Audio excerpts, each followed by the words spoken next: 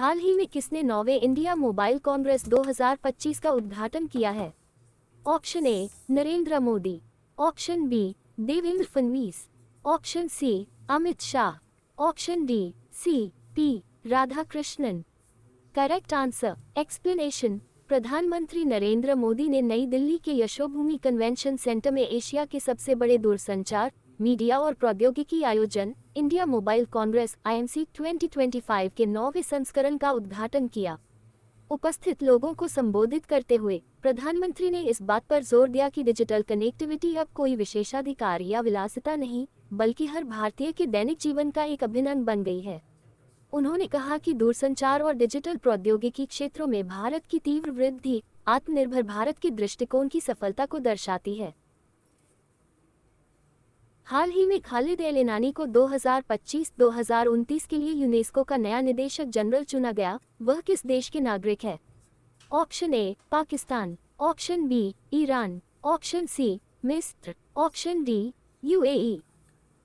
Correct answer explanation. Misr के पुरातत्वविद और पूर्व पर्यटन एवं पुरातत्व मंत्री खालिद एल एनानी को 2025-2029 की अवधि के लिए यूनेस्को का नया निदेशक जनरल चुना गया है।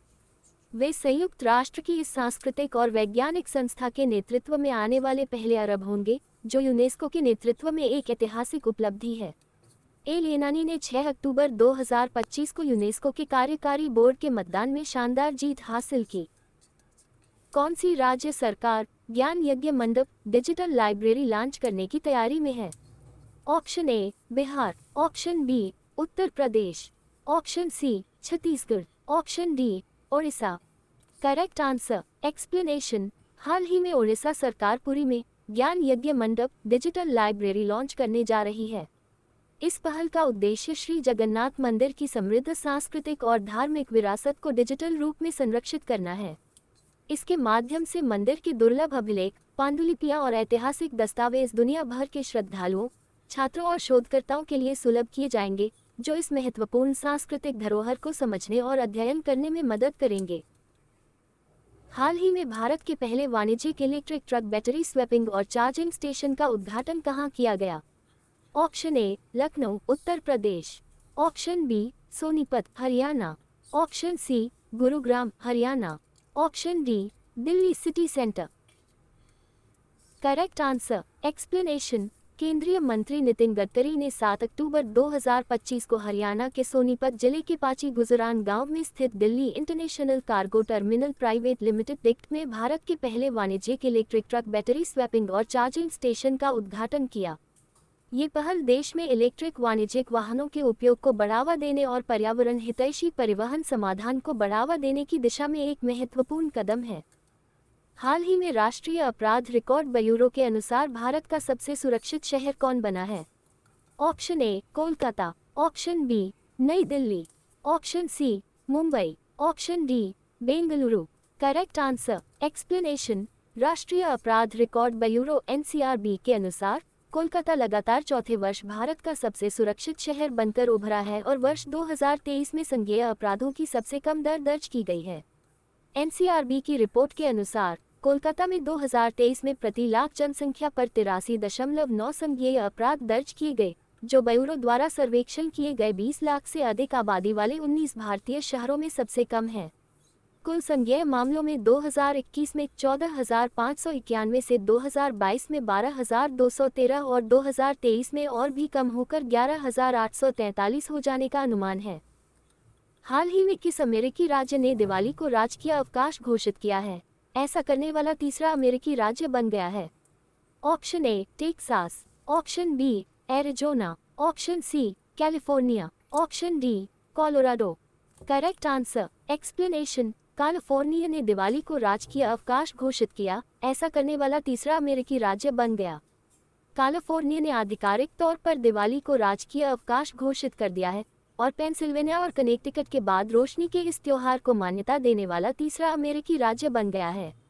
राज्यपाल गेविन न्यूसम ने इस विधेयक पर हस्ताक्षर करके इसे कानून बना दिया है, जो 1 जनवरी 2026 से लागू होगा। नया कानून सरकारी स्कूलों और सामुदायिक कॉलेजों को दिवाली पर बंद रखने की अनुमति देता है, जबकि राज्य के कर्मचारी सवेतन अवकाश का विकल्प चुन सकते हैं। अक्टूबर 2024 में अमेरिका का पेंसिल्वेनिया आधिकारिक तौर पर दिवाली को सरकारी छुट्टी वाले त्योहार के रूप में मान्यता देने वाला पहला राज्य बन गया था। इसके बाद इस साल कनेक्टिकट राज्य ने भी दिवाली को ऐसी ही मान्यता दी। तीसरे राज्य के रूप में कैलिफोर्निया ने अब ऐसा कदम उठाया है। कैलिफोर्निया में 10 लाख से अधिक भारतीय मूल के लोग रहते हैं।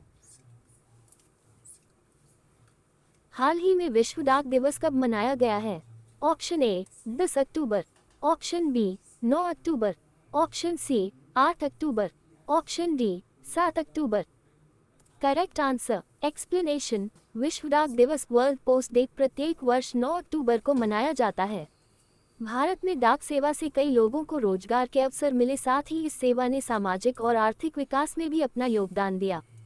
भारत में राष्ट्रीय डाक सप्ताह हर साल 9 अक्टूबर से 15 अक्टूबर तक मनाया जाता है। इस दिन कई तरह के कार्यक्रमों का आयोजन किया जाता है। हाल ही में किस राज्य ने धान से हरित हाइड्रोजन उत्पादन के लिए टूसी के साथ समझौता किया है? Option A Maharashtra, option B Uttar Pradesh, option C Haryana, option D Punjab. Correct answer explanation. Punjab राज्य ने हाल ही में धान की पराली जैसे बायोमास से हरित हाइड्रोजन उत्पादन के लिए भारतीय विज्ञान संस्थान IISc बेंगलुरु के साथ एक समझौता ज्ञापन MoU पर हस्ताक्षर किए हैं, जिसे PDA और IISc ने मिलकर स्थापित किया है। इस पहल का उद्देश्य पराली जलाने की समस्या को कम करना, वायु गुणवत्ता में सुधार करना और पंजाब को स्वच्छ ऊर्जा का केंद्र बनाना है। हाल ही निम्नलिखित में से किस देश में 12,000 वर्ष पुराने मानव चेहरे वाले स्तंभ की खोज की गई है?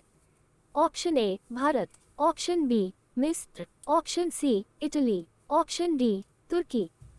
Correct answer explanation.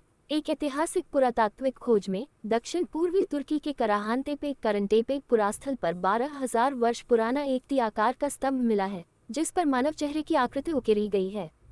ये पहली बार है जब किसी स्तंभ पर सीधे मानव चेहरा उत्कीर्ण पाया गया है, जिससे नवपाषाण युग नियोलिथिक की प्रतीकात्मकता और आत्म अभिव्यक्ति की समझ में एक महत्वपूर्ण आयाम जुड़ गया है।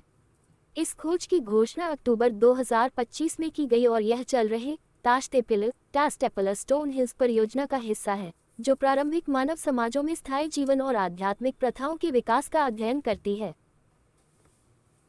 हाल ही में मदरसा बोर्ड को समाप्त करके अल्पसंख्यक शिक्षा अधिनियम लागू करने वाला भारत का पहला राज्य कौन बना है? Option A Uttarakhand, option B Uttar Pradesh, option C Haryana, option D Maharashtra. Correct answer explanation. Uttarakhand मदरसा बोर्ड को समाप्त कर अल्पसंख्यक शिक्षा संस्थानों को मुख्यधारा की शिक्षा प्रणाली से जोड़ने वाला पहला राज्य बन गया है। राज्यपाल लेफ्टिनेंट जनरल गुरमीत सिंह ने कल उत्तराखंड अल्पसंख्यक शिक्षा विधेयक को मंजूरी दे दी। यह विधेयक राज्य की शिक्षा व्यवस्था में एकरूपता कायम करने के लिए लाया गया था।